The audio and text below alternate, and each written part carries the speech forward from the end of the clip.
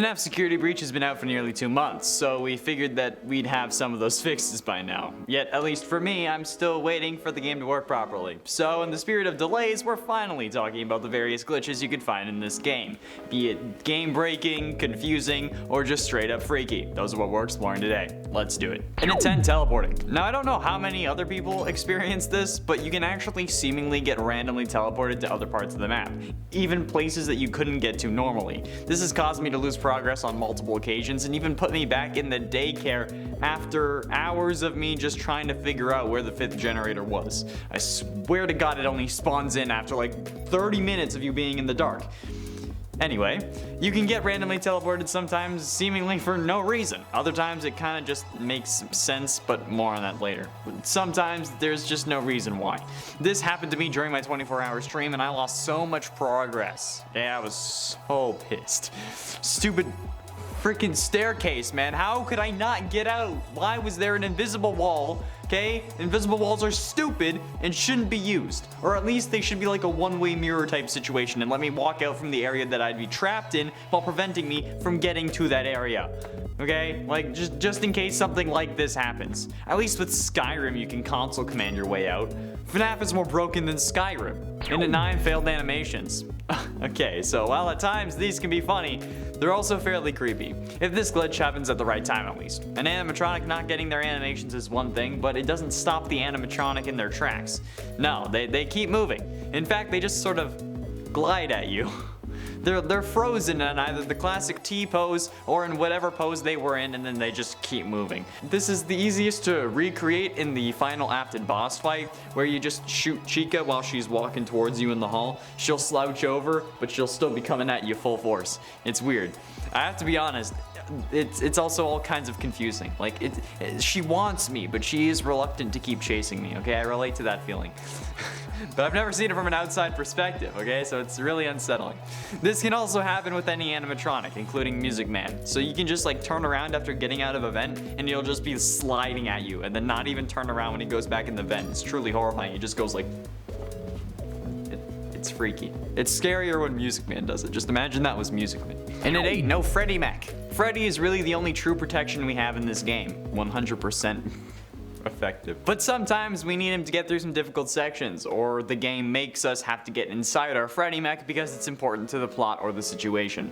One such time is when we get kicked out of the daycare. The Sunny Drop animatronic calls for the guards, which spawns all 4 animatronics. However, there are 2 things that could go wrong in this situation. Either Freddy could just not be there, resulting in you having to book it with 3 animatronics chasing you, having to hope that you can hop in the recharge station without him, or Freddy could be there, but you're unable to get inside his chest cavity, which is the worst one because you'll lose valuable time trying to get in him while the other animatronics are trying to wreck you. And interestingly enough, okay, think about this, if you're piloting Freddy, you are a brain in a bone mech with meat armor piloting a robot mech with plastic armor. And I think that mechaception is pretty cool. But still, this whole like you can't get in Freddy thing can also happen at any time, not just during this scene, okay, so rip.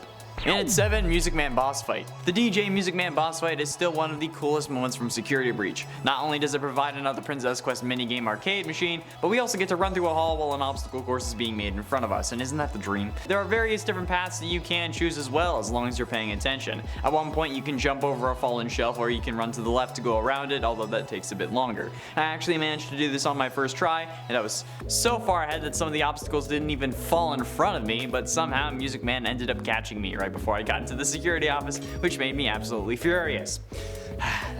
That was total BS, okay?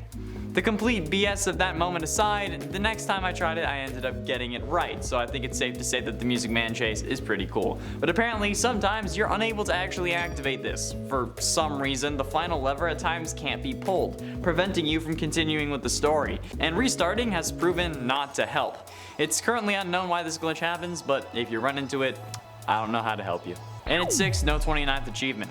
There are 29 achievements in Security Breach, including the achievement to get all achievements. And a lot of people spend plenty of time trying to get those chiefs.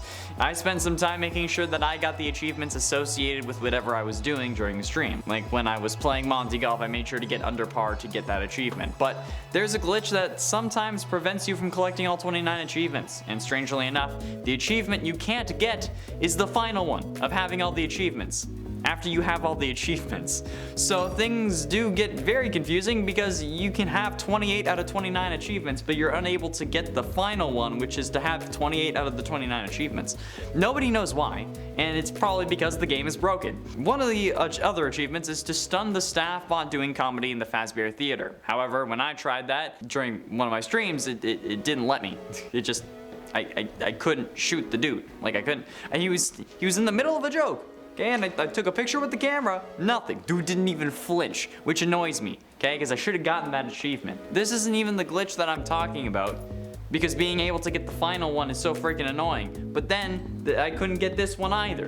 And if this is how the Chiefs work, I'm scared to think about the rest of the game. Halfway through into number 5, post-game saving. Now, one of the biggest issues I've had with this game is the inability to save the game after installing Roxy's eyes. Well, actually, technically, you can't save even, like, if you open up the monitor to check if that's the upgrade. As soon as you open up the monitor to install Roxy's eyes, even if you don't do it, you can't save.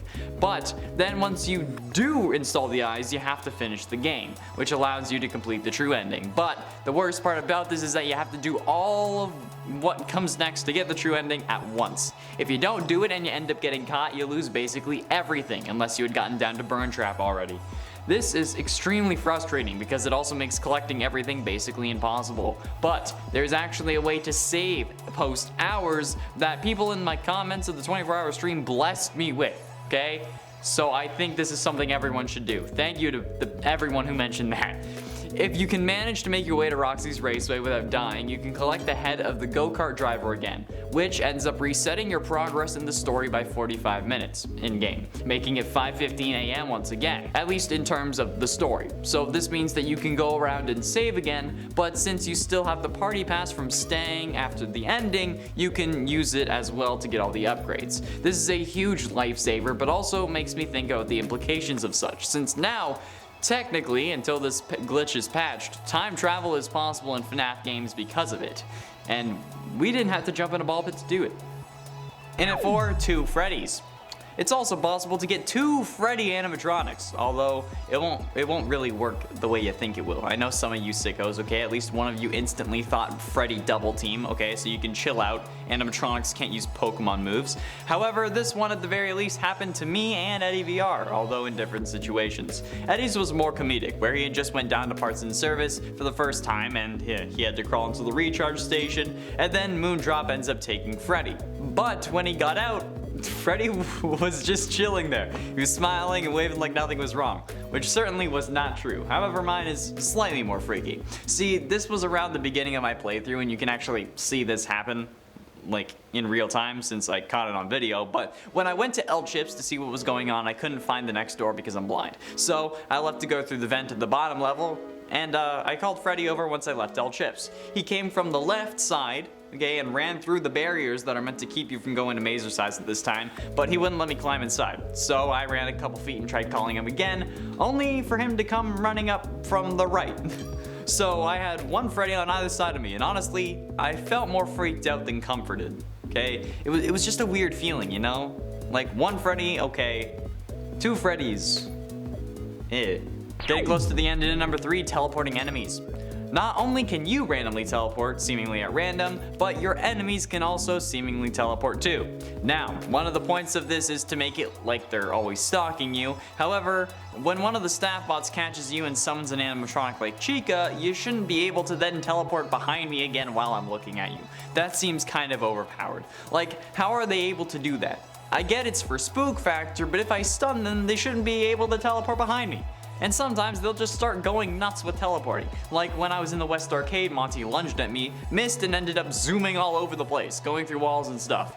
It certainly helped me in the long run since I used his inability to chase me to my advantage, but it's still freaking horrifying, okay? Just seeing an animatronic teleporting, trying to blast my ass, okay? okay? Or I guess just kill me, because I was the one with the phaser blaster, therefore I was doing the ass blasting. Penultimately, in at number 2, phasing. The phasing in this game is also a really big issue and has caused me multiple problems. This can happen one of two ways. Either the world just hasn't loaded, or when it does load, the loading actually causes you to fall through the floor you're standing on.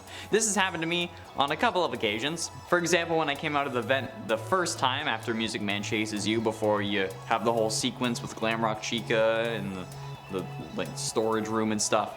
Like, I dropped out of that vent and nothing had loaded. I thought it was a secret because like I could see a whole bunch of doors until I took a couple steps and then fell through the floor, only for it to load above me. So I was wandering around for a while, okay, genuinely confused as to what I should be doing and seriously debating if this was intentional or not because it's a f***ing FNAF game. So what did I do? I jumped off the ground that I had landed on and I just was falling into the mysterious black void under the Pizzaplex. And then all of a sudden, boom, I'm back in the Moondrop Daycare, which makes absolutely no sense because we weren't even close to that area. So I have no idea how I got back behind that desk. Yeah, I thought it had put me somewhere to like where I saved last, but that also wasn't my last save. So I don't know, but I was freaking out and it was pretty scary. And finally, in at number 1, broken AI. Let's be honest, while William may be the dumbest person in this series, check the last 2 videos for reasons why, the animatronics don't seem any better. These bros are, for some reason, just broken in the worst ways possible. Not even like just the main 3. The staff bots also seem to be able to at times hone in on your location and just like wait for you until they can get to you or come directly at you for seemingly no reason. The animatronic AI also seems to get caught on multiple different objects on a regular basis, and I don't get how they're able to do this. Like, it's a flower pot, just go around it. And the entirety of the whole Monty situation I described earlier in the West Arcade. He was just flying across my screen, and all I had to do was get his attention while on the stairs, because he can't jump up and forward, just up or forward, so he lunged at me, clipped through a wall, then spent the rest of that section just flying around, being unable to interact with me. It was actually pretty funny, and while fun, it was also terrifying, because he'd fly right past me, screaming for the little boy to come here, okay? Which sounded a lot like the intro to a show featuring Chris Hansen. That's all the time we have for today, friends. Thank you all so much for watching. I have been and shall remain Connor Monroe, and I'll see you in another video.